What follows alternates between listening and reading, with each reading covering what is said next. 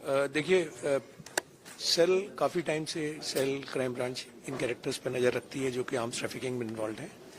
इसी सिलसिले में 14 अप्रैल को दिल्ली में एक फरदीन नाम का आदमी कुछ वेपन्स के साथ गिरफ्तार किया गया था।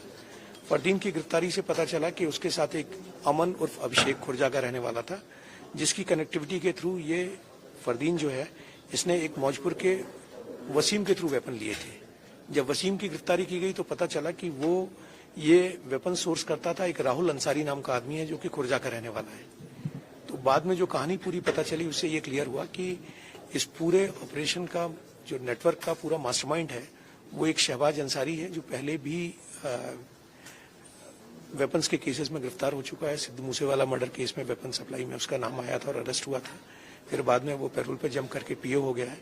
इंटेलिजेंस सोर्सेज के हिसाब से उसकी फिलहाल लोकेशन बांग्लादेश की आ रही है और उसके साथ उसका एक चाचा है रेहान अंसारी जो कि हाल फिलहाल जिसकी as per intelligence location Dubai की आती है, दुबई या मिडिल ईस्ट में कहीं की आती है।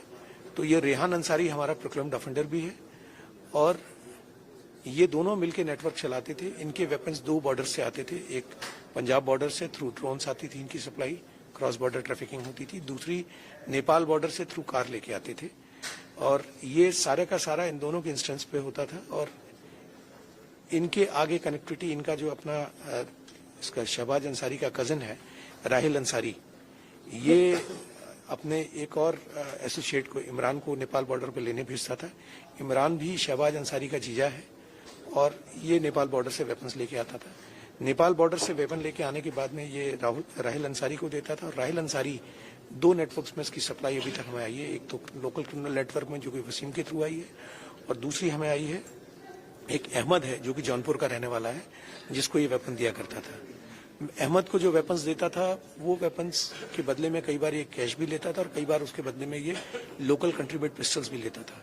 उस चेन में जब हम आगे बढ़े तो पता चला कि ये .32 या दूसरे कंट्री मेड वेपन्स जो हैं ये वो मुंगेर से सोर्स करता था अहमद खुद भी आगे जो ये वेपन्स प्रिक्योर करता था। इसकी सप्लाई आजमगढ़ में एक विशाल सिंघानिया है उसको देता था, विशाल सिंघानिया आके लोकल क्रिमिनल्स को देता था।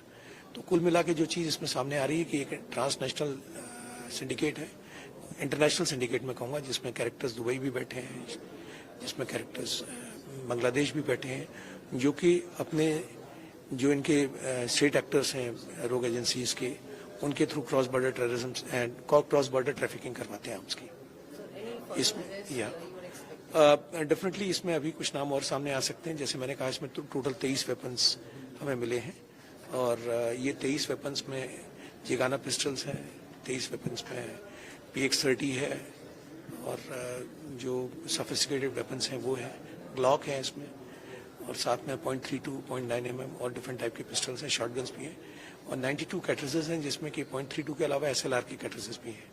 ये वेपन जो इंग्लिश वेपन्स हैं ये 4.5 से 5 लाख के बीच में जो ट्रैफिकेड वेपन्स हैं बेचे जाते थे।